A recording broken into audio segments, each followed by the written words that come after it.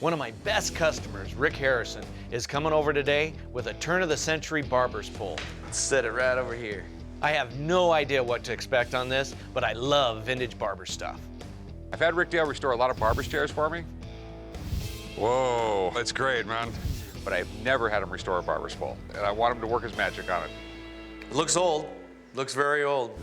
I'm guessing late 18s. What do you guess? Somewhere around there, yeah. This is a gorgeous piece. You know, I like it. It looks like a candy cane.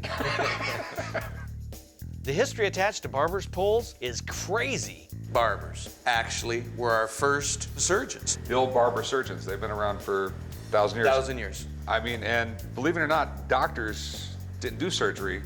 The barbers did the surgery, and the physicians oversaw it. The red and white stripes symbolized how the barber used to hang his towels, his bloody one and his clean one, out to dry. This is a Koken. It's very hard to read. It's very tarnished. They were a big, big company for barbers. And they got their start doing poles just like this. This right here is stained glass. It looks like someone in their garage tried to sand this down and redo this. Never finished. I mean, it's got a cord hanging out of it now. So somebody has lit it up. How would it have originally been? Because of this packed panel here, I think it might have been lit up by either an oil candle or something like that. Okay. I mean, this thing was built like anything back in the day to last and last and last. It's incredible to think how much craftsmanship went into a barber's pole. This would have been in a small town, only seen by a few hundred people, and you just don't see that anymore. I really want to see it restored, but how much is it going to cost? In order to put the thing together, they would use mastic. They mixed together, you know, cement and lime, and that gave it a seal in here to hold itself together. Over the years, and it gets harder and harder, you literally got to grind this all out, all the way around there, and take it out a little at a time. If you get too fast on that thing, you're going to start snapping the glass right away, and I could just destroy it. So I'm going to be right around $800 to get that thing back the way it is. What are the odds of you breaking it? 50. 50. If I break it, I'm gonna ruin its value. But I know what it's gonna look like restored, and I'm definitely willing to take that risk. All right, we'll do it up. All right. Okay. Fix it up for him, because that's the closest he's gonna get to a barber.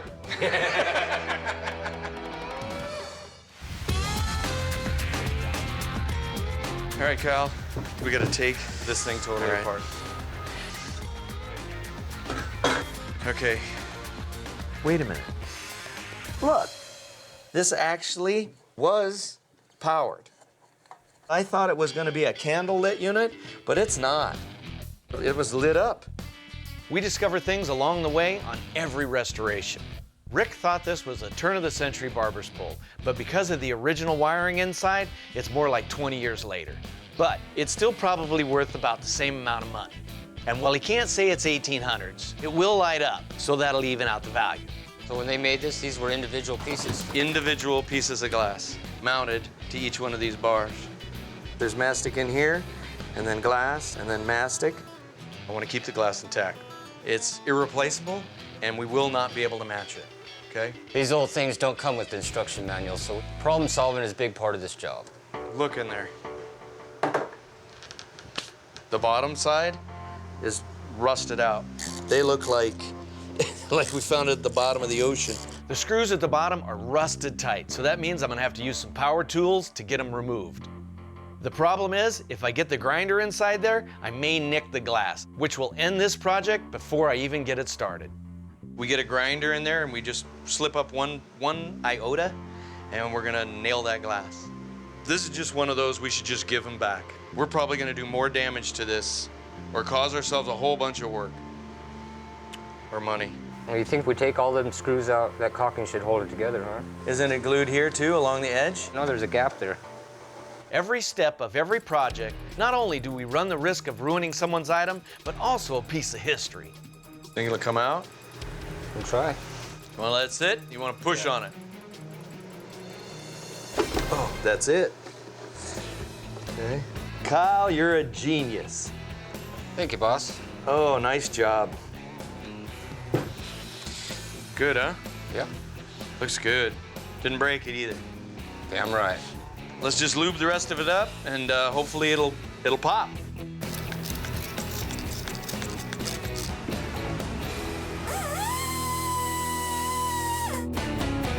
We got the glass all cleaned up and polished out all the sides. Now it's time to put it all back together.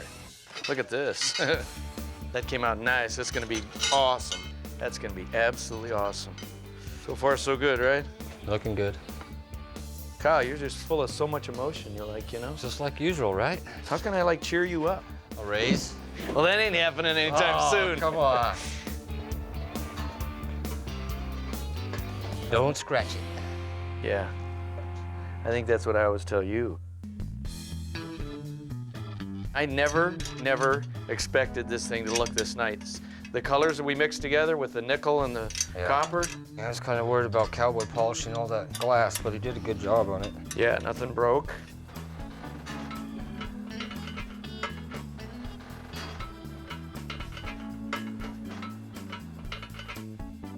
Let's get these glass pieces in and we'll be set. Yeah. Rick is one of my most loyal customers, but I'm a little nervous about telling him that his barber pole is not from when he thought it was. All I can do now is hope that he's impressed enough with the way it came out so that he keeps coming back. I'm all ready, man. All right, here we go.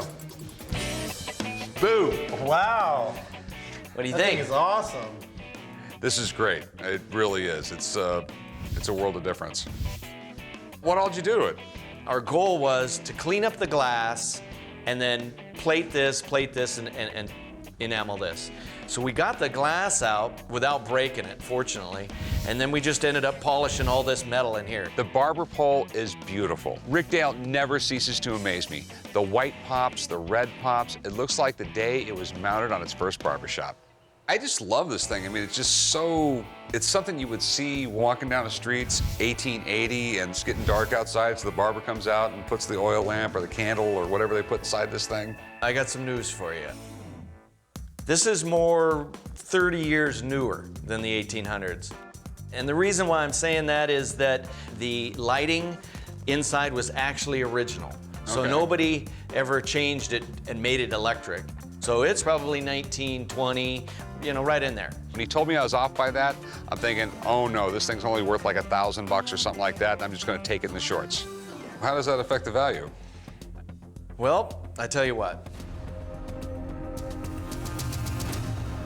It's not going to affect the value at all. Okay. All right. All right.